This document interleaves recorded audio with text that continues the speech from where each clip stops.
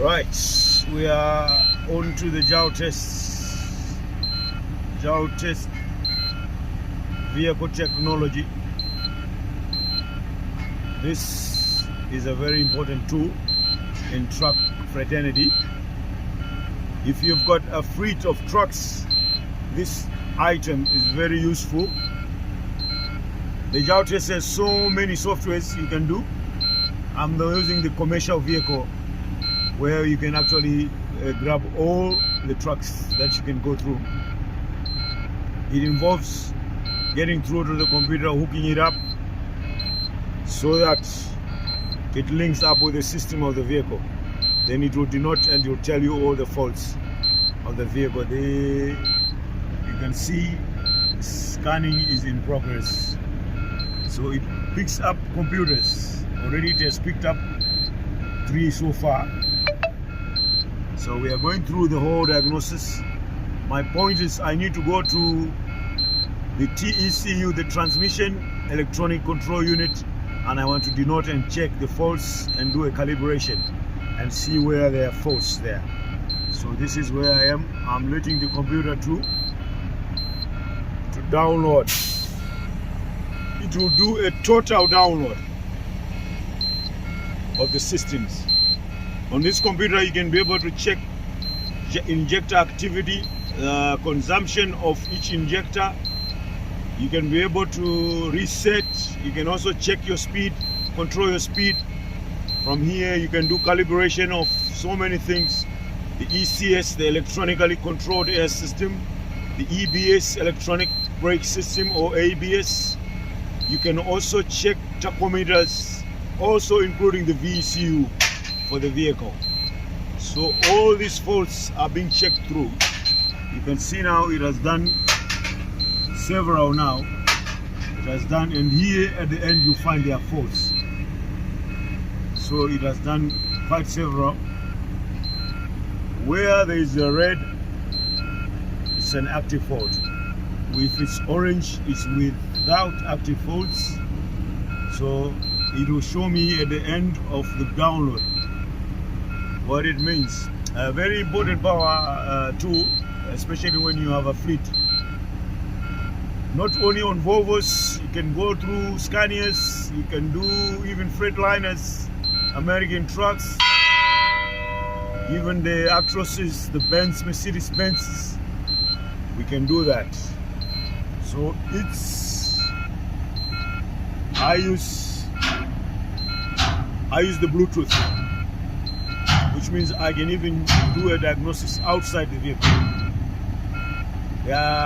You can use the USB connection, or you can use the manual connection if you want, whereby you can use a cable. But me, I'm just doing on a Bluetooth, so you can see the vehicle communicating here. It has done. Now you can see where all those reds are, which means those are faults which are on the vehicle. So I'll expand the fault codes. There we are. It has brought fault codes. It has brought fault codes. You can flip through, go through.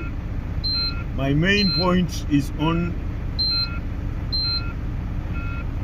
the TECU. There we are. Where it's red, that is where the fault we have. Where we have a black, that means those are inactive faults and can be erased. So the only fault which I'm dealing with is the interruption of brake control unit, the ECU, brake ECU. It's a very normal fault because of the current situation. In most trucks, this fault does come through because of the ABS wire sensors. ABS sensors normally bring about this because they are connected to the brake ECU. So you find mostly if you have a problem with the brake, with the ECU on one of the wheels, this is what normally comes through. It's not a big fault this, so I need to run down and check and do a calibration test to see if there's any other problem which is going to come through. Thank you. So there we are. TECU. I connect.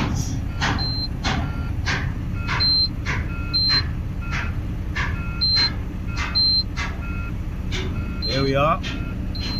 You can pick up the gearbox type if you want. If you just have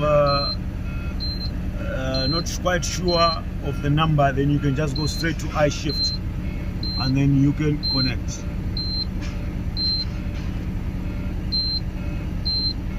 Connecting.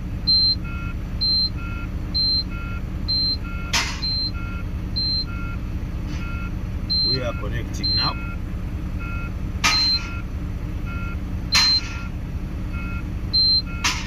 We are connecting. It's going to bring in the parameter control. Yes. TECU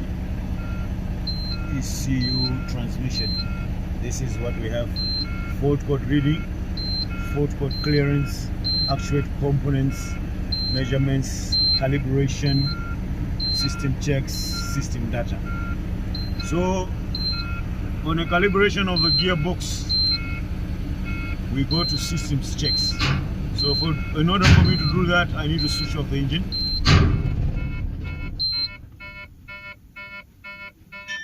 Right, switched off the engine, switch it on again. I switch it on again, then it's going to pick up again.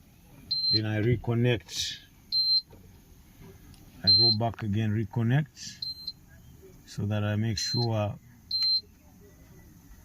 the vehicle has picked up on communication. I am on the TECU transmission electronic control unit.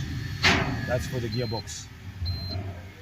The Volvo I-Shift. That is an electronic vehicle. It has an I-Shift gear lever. You can see the one which is here, where you can have the driver move into auto, or you can have the driver drive into manual. So you can see now, put it in neutral, then you can always put reverse. So right now, when you're diagonizing, you need to put it on neutral. I've put it on neutral. Now you start off with systems check. You go, it will show you clutch wear, and then you have calibration data.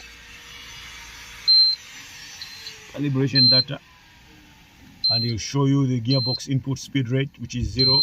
Transmission pressure is adequate, and you'll find there will be green marks which denotes that it's okay to continue calibration. We are checking now, checking the parameters for clutch wear, checking the parameters for clutch wear. Right, it will give you values on the clutch. You see here the values X1, X2, value Y, and there we are, 23.2 and 4.2. It will give you a value of X1, which is 25.5 millimeters. We continue, and then you go to calibration. Gearbox installed in the vehicle, yes. Not installed on the vehicle. It's installed on the vehicle. And then we can go to first stage clutch. Then you need to give a green light for the expert mode declaration of responsibilities. This is where you give in and you accept. We go through, we continue. The engine condition. For initial condition, the engine must be stopped, parking brake activated, battery fully charged. The air pressure in the gearbox should be between 6.5 and 10 bars. Exactly what we have here, 7.307. We'll continue with calibration. It's an existing clutch. It's not a new clutch, it's an old clutch. There we are. Here now we are going to put the value of the 25.5 that we got from the clutch wear. We put 25.5 and you enter. Calibrating in progress. That's the first stage of the calibration of the gearbox, feeding in the information. Calibration completed, first stage. We go to the second stage. There, when it does this, you need to reset, start, and then you switch off ignition. It will count. It's counting. When it comes to 0, you switch the ignition on again. Switch ignition on, you go enter, connecting. Right, we go to calibration of the gearbox. This is calibration of the gearbox now. Calibration of the gearbox. Our pressure is still okay. There we are. In the background, you can hear the solenoids of the gearbox activating. There we are. You can hear the noise. That is calibration of the gearbox. If it has a fault, it will not go through. If it is okay, we have a calibration process completed, and we carry on. Accept. It will give you values. Here we are. And all the values will be ticked in green. If there's any problem, it should be red. Now you can see here, the data is saying the cylinder state. Show the cylinder state, neutral position, split. You can carry on. You can carry on with this to find the values which have been calibrated. All this is calibrated. And you have values there. Continue.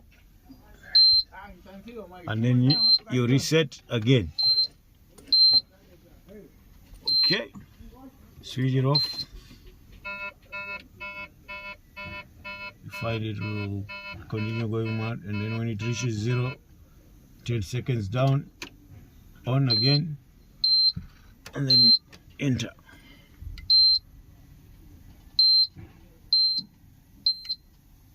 Alright, the last stage. This is a very, very important stage.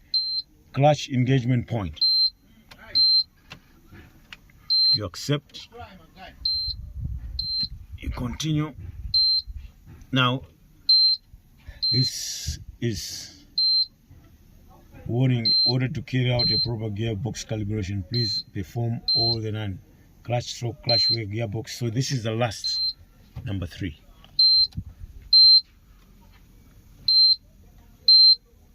Then it is saying the initial conditions. The engine must be started at idle and the parking brake activated. Battery fully charged. The air pressure in the gearbox should be between 6.5 and 10 bars. The gear shift must be in neutral position. It is on neutral position. And now, because the air has been used, but on this we need to start the vehicle so that we build up. Truck has started. We need this to build up to over 7 bars so that we can calibrate, and also the speed of the input shaft should increase. So if those red are going to become green, then they will be ready for calibration. This is a final clutch point engagement where you will find this is where you are engaging the vehicle into drive, and this is where we need to finish off the calibration of the I shift. It's a Volvo I shift. There we are, and then we continue calibrating.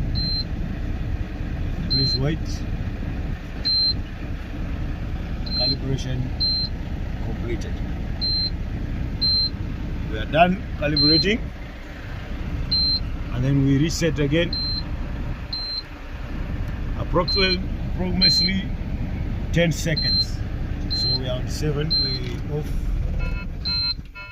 It's a little bit late there. I'll just maybe put a 3, 4, 5, 6, 7 and then switch it on. And then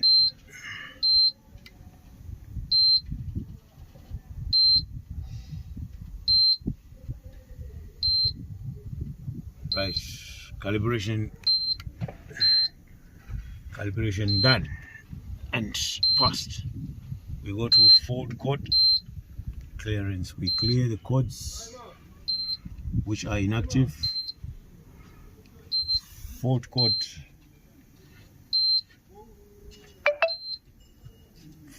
process. This is fault code clearance process finished, done. Then you go fault code reading, find out what we have and the faults that are left. It has written the ECU has no fault code stored in the memory, which means all systems pronto. Here we are.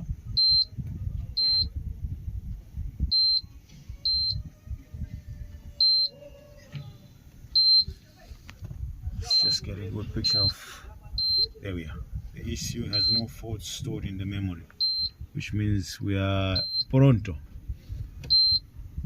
We are done. We are done. So many things that you can do. You can check measurements.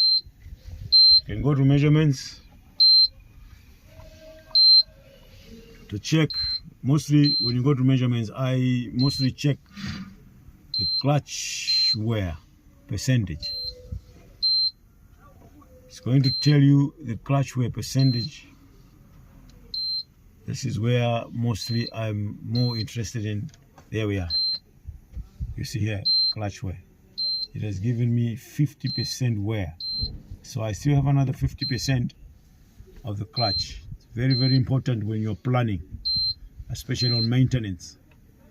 When you are maintaining, this is very important, very, very important part, where you actually need to check the value of the clutch wear.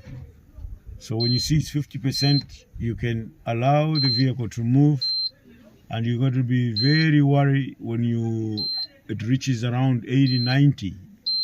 This is when you need to check, and also just check against your kilometers. This is the transmission pressure. We're done. So much for that. This is the TECU. So I've done this for the computer, for the iShift. I can also do for the engine. I can also do for the EBS. I can also do for all the parameters that are on the truck.